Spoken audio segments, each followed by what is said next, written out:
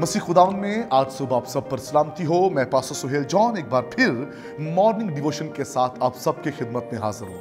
मेरे बहनों भाइयों, हम सीख रहे हैं वफादार औलाद। हमने कल यूसुफ की जिंदगी के बारे में देखा और आज सुबह हम सैमुएल पर बातचीत करना चाहेंगे।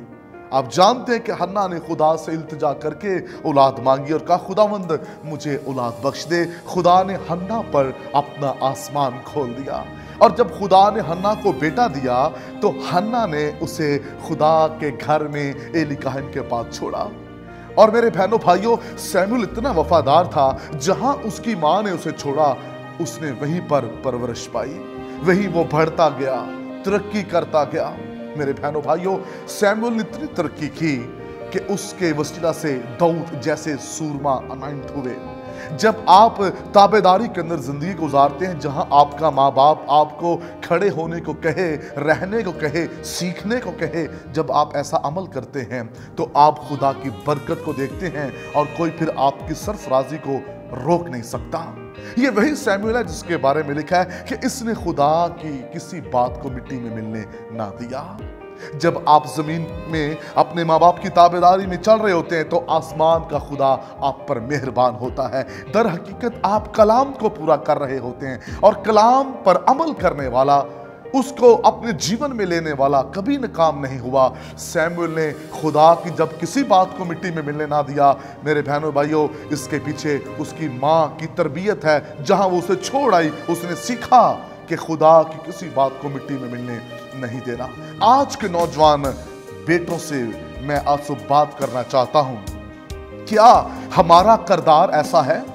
क्या हमारी जिंदगी ऐसी है कि हम खुदा के इस कलाम को और खुदा के मुंह की बातों को मिट्टी में मिलने ना दें? कब हम कलाम की इज्जत नहीं करते? उन लम्हात में जब, सुनिए गौर से, जब दुनिया में रहते हुए हम बुरे काम कर रहे होते हैं, नशा कर रहे होते हैं, नशा पी रहे होते हैं, बेच रहे होते हैं, गलियों और बाजारों में खड़े होकर कह के लगा रहे होते हैं, तब हम खुदा के कलाम की नाफरमानी के अंदर जिंदगी गुजार रहे होते हैं। जो कलाम की फरमाबरदारी में चलता है, खुदा उसे बरकत देता है। आप एक अच्छे बेटे बने, अच्छे मसीही बेटे बने, साबित करें आप मसीही बेटे हैं, आप साबित करें आप कलाम को मानने वाले हैं। याद रखिए, गलियों और बाजारों में खड़े होने वाले, कह के लगाने वाले, नशा पीने वाले और गेमों में, स्नोकर्स के अंदर और दीगर जगह पर जो नौजवान टाइम पास कर रहे हैं, ऐसे नौजवान खुदा के कलाम की बेहुरमती करते हैं। आइए बुरी सोसाइटी को छोड़िए, बुरी जगहों को छोड़कर सैमुएल की तरह खुदा की हजूरी में रहने वाले बन जाएं।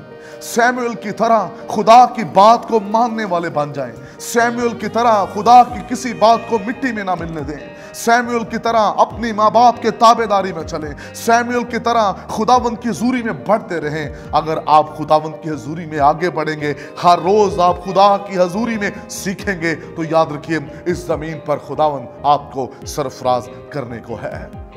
जब आप खुदा की हजूरी में रहते हैं, खुदावंद आपको हिकमत देता है, खुदावंद आपको दुनाई देता है, खुदावंद आपको बढ़ाता है, खुदावंद कभी आपको गिरने नहीं देता। सैमुएल ने अपनी खिदमत के दौरान बाबरकत काम किए। अगर आप ये चाहते हैं लोग आपकी इज्जत करें, अहले मोहल्ला आपकी इज्जत करें, आप मुआशरे में जाने और पहचाने जाएं, तो फिर उसके लिए आपको अपने माँ बाप की ताबेदारी में चलना है। और आसमान का खुदा जो हम सब का बाप है, उसकी ताबेदारी में चलिए, आप खुदा की बड़ी कुदरत को देखेंगे अपने जीवन में।